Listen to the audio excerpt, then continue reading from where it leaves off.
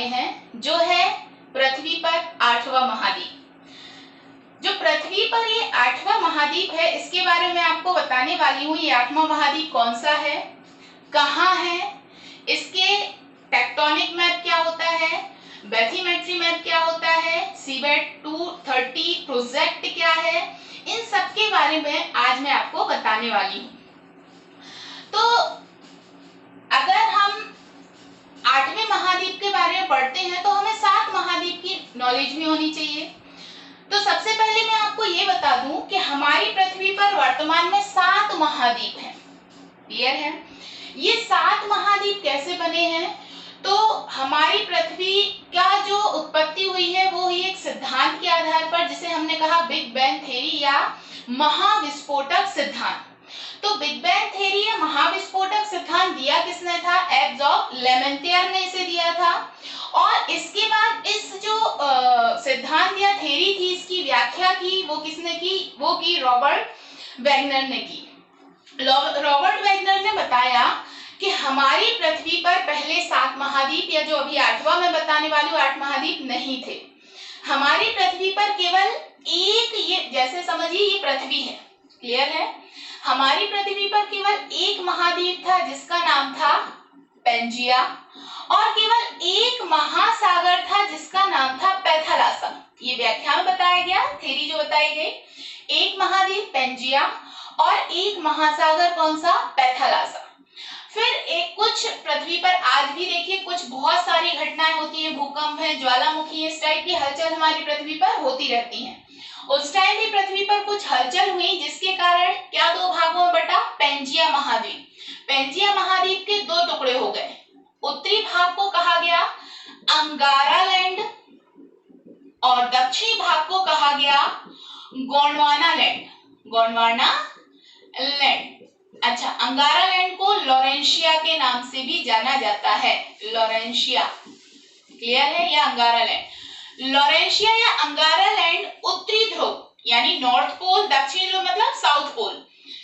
तो अंगारा लैंड उत्तरी ध्रुव की ओर और गोंडवाना लैंड दक्षिण ध्रुव की ओर एक चुंबकीय बल के कारण, मैग्नेटिक फोर्स यहाँ लगता है जिसे गुरुत्वाकर्षण कहते हैं, उसके कारण जो अंगारा लैंड है वो उत्तर की ओर गया और जो गोंडवाना लैंड है वो कहाँ गया? दक्षिण की ओर। अब आगे बढ़ते हैं। अंगारा लैंड पृथ्वी पर, अब पृथ्वी पर फिर हलचल हुई, लगातार पृथ्वी पर आज भी हलचल होती है और तब भी होती थी। अब पृथ्वी पर हलचल हुई तो अंगारा लैंड के 3 भाग हो गए। कितने हिस्से हुए? 3 हिस्से, जो कि ये 3 महाद्वीप में कन्वर्ट हुए। पहला उत्तरी अमेरिका, दूसरा यूरोप, तीसरा एशिया। ये किससे बने हैं? अंगारा लैंड या लॉरेंशिया से। गोंडवाना लैंड के भी विभाजित हुआ, गोंडवाना लैंड भी। इसके कितने हिस्से हुए? 4। दक्षिण अमेरिका, अफ्रीका, अंटार्कटिका और ऑस्ट्रेलिया। ऑस्ट्रेलिया ये किसके हिस्से हो गए? गोंडवाना लैंड के। हमारा भारत भी अफ्रीका से टूट के गया है, तो किसका हिस्सा है? आप पढ़ते होंगे गोंडवाना, ये मैं बाद में बताऊंगी। तो पहले क्या था? केवल एक महाद्वीप जिसका नाम पेंजिया था। महासागर कितना था? एक था, जिसका नाम पैथालासा था। पेंजिया महाद्वीप के 2 भाग हुए, लॉरेंशिया और गोंडवाना लैंड। लॉरेंशिया को अंगारा लैंड भी कहते हैं। उत्तरी दक्षिणी ध्रुव की ओर इनमें खिंचाव हुआ। लॉरेंशिया या अंगारा लैंड 3 महाद्वीपों में टूटा, उत्तरी अमेरिका, यूरोप और एशिया। गोंडवाना लैंड 4 में टूटा, दक्षिण अमेरिका, अफ्रीका, ऑस्ट्रेलिया और अंटार्कटिका। अब बात आती है 8वें महाद्वीप की। तो जो 8वां महाद्वीप है, इसके बारे में सबसे पहले किसने बताया? तो 8वें महाद्वीप के बारे में सबसे पहले जो बताया वो थे वोर्स ल्यूरेंक ने बताया 1995 में। कब बताया इन्होंने? 1995 में उन्होंने खोज की थी, लेकिन क्लियर नहीं था। और इन्हीं ने ही क्या नाम दिया? जीलैंडिया। क्या नाम दिया? जीलैंडिया नाम दिया। क्यों नाम दिया जीलैंडिया? ये भी समझना। ऑस्ट्रेलिया के दक्षिण पूर्व में जब आप देखेंगे तो न्यूजीलैंड आपने सुना होगा, सुना है कि नहीं? न्यूजीलैंड आपने सुना होगा। न्यूजीलैंड के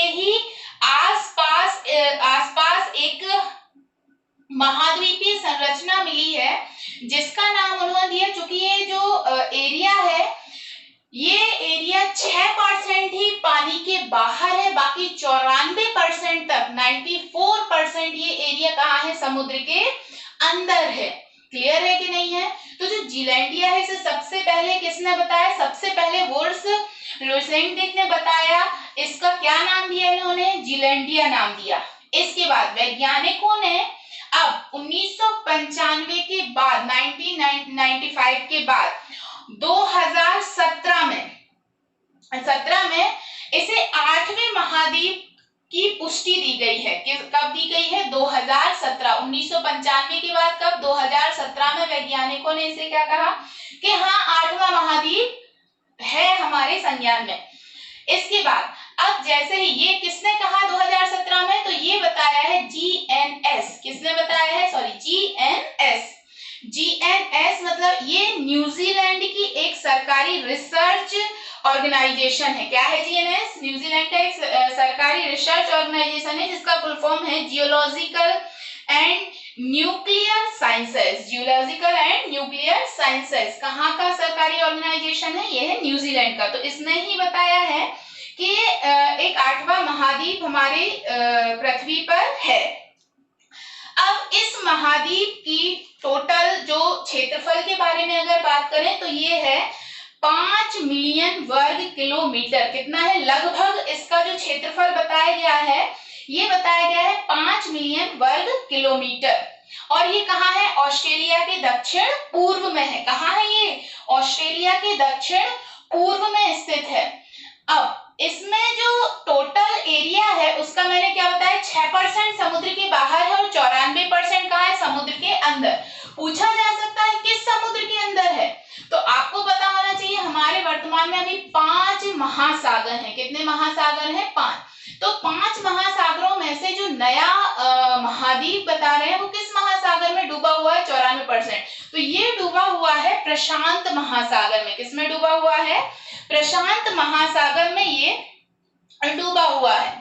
अच्छा, ये जो महाद्वीप है, ये महाद्वीप होने की सारी शर्तें भी पूरी कर रहा है। इसके कारण इसे क्या कहा गया है, महाद्वीप कहा गया है। महाद्वीप होने की शर्तें क्या होती हैं, महाद्वीप की जो भूपर्पटी जिसे कहते हैं कॉन्टिनेंटल क्रस्ट होता है, महाद्वीपीय भूपर्पटी महासागरीय भूपर्पटी से मोटी होनी चाहिए। तो बिल्कुल ये महाद्वीपीय जो भूपर्पटी है, कॉन्टिनेंटल क्रस्ट है, वो ओशिनिक क्रस्ट से कैसा है, मोटा है। अब महाद्वीप का जो आकार है 1 मिलियन वर्ग किलोमीटर से अधिक हो, तो बिल्कुल इसका 1 मिलियन वर्ग किलोमीटर से अधिक है। कितना बताया मैंने, कमेंट में बताना जरा, ठीक है। अब इसके जो मैप है, अब ये जो एरिया है ये आधा पानी में डूबा है, आधा पानी के बाहर है। तो इसके बैथीमेट्री मैप और टेक्टोनिक मैप दोनों ही बता दिए गए हैं, दोनों ही बना लिए गए हैं। कौन कौन से, बैथीमेट्री मैप और टेक्टोनिक मैप। अब क्वेश्चन आता है मैडम ये बैथीमेट्री मैप क्या है, टेक्टोनिक मैप क्या है। तो याद रखना बहुत टफ नहीं है, जो पानी के अंदर का मैप होता है। अगर पानी के अंदर कोई महाद्वीपीय आकार हमें बताना है कि पानी के अंदर, तो उसे हम बैथीमेट्री मैप कहते हैं। अब टेक्टोनिक मैप क्या होता है, भूपर्पटी के ऊपर हमें जो मैप बताना होता है, ज्वालामुखी होते हैं, भ्रंश होते हैं भूपर्पटी के ऊपर, क्लियर है, पर्वत पठार मैदान, तो ये क्या होता है, ये टेक्टोनिक मैप कहलाता है। तो जीलैंडिया का बैथीमेट्री मैप और टेक्टोनिक दोनों ही मैप बता दिए गए हैं। बैथीमेट्री मैप के लिए डेटा कहां से आया, तो यहाँ पर एक प्रोजेक्ट चल रहा है। कौन सा प्रोजेक्ट चल रहा है, ये प्रोजेक्ट है सीबेड 2030 प्रोजेक्ट। कौन सा प्रोजेक्ट है, सीबेड 2030 प्रोजेक्ट। तो सीबेड 2030 प्रोजेक्ट ने ही इसका बैथीमेट्री मैप, जीलैंडिया का बैथीमेट्री मैप जारी किया है। अब क्वेश्चन आता है, सीबेड 2030 प्रोजेक्ट मतलब सीबेड 2030 प्रोजेक्ट है क्या, कब आया, कैसे आया, तो ध्यान से समझना।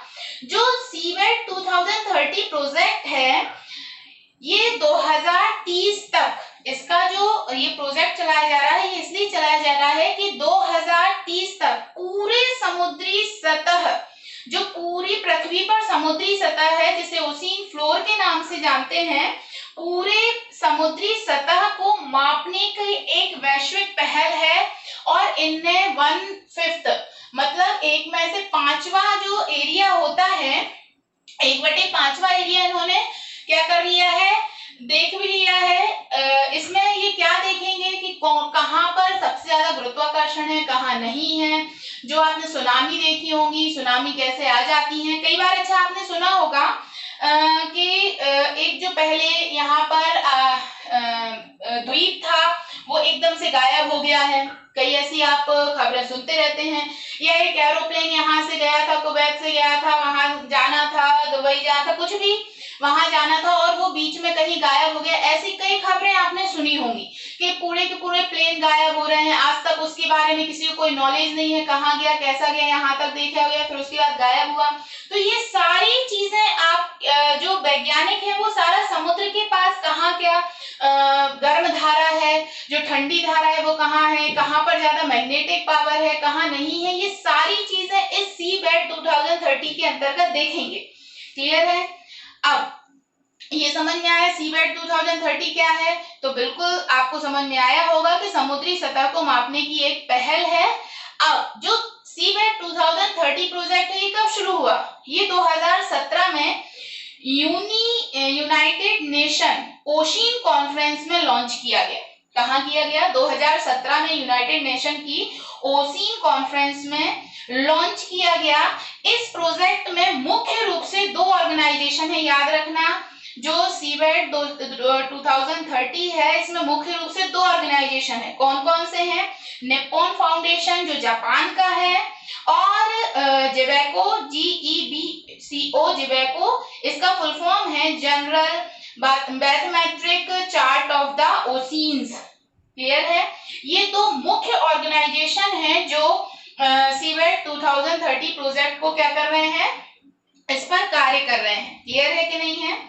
अब ये आपको क्लियर हुआ कि जो जीलैंड है कहाँ है, तो ऑस्ट्रेलिया कहाँ है? दक्षिण पूर्व में है। 8वें महाद्वीप के बारे में मैंने लगभग आपको सारी जानकारी दी। इसका एरिया कितना है, क्या बैथीमेट्री मैप कहलाता है, क्या टेक्टोनिक मैप कहलाता है। आशा तो अगर आपने ये वीडियो ध्यान से देखा है तो इस क्वेश्चन का आंसर दीजिए। क्वेश्चन है, जीलैंडिया महाद्वीप का कितने प्रतिशत भाग समुद्र के बाहर निकला हुआ है? जीलैंडिया महाद्वीप का कितने प्रतिशत भाग समुद्र के बाहर निकला हुआ है? ऑप्शन है 10%, 8%, 6% और 4%। और अगर कोई भी कन्फ्यूज़न है तो आप कमेंट्स बॉक्स में उसका क्वेश्चन लिखकर मुझसे कन्फ्यूज़न क्लियर कर सकते हैं।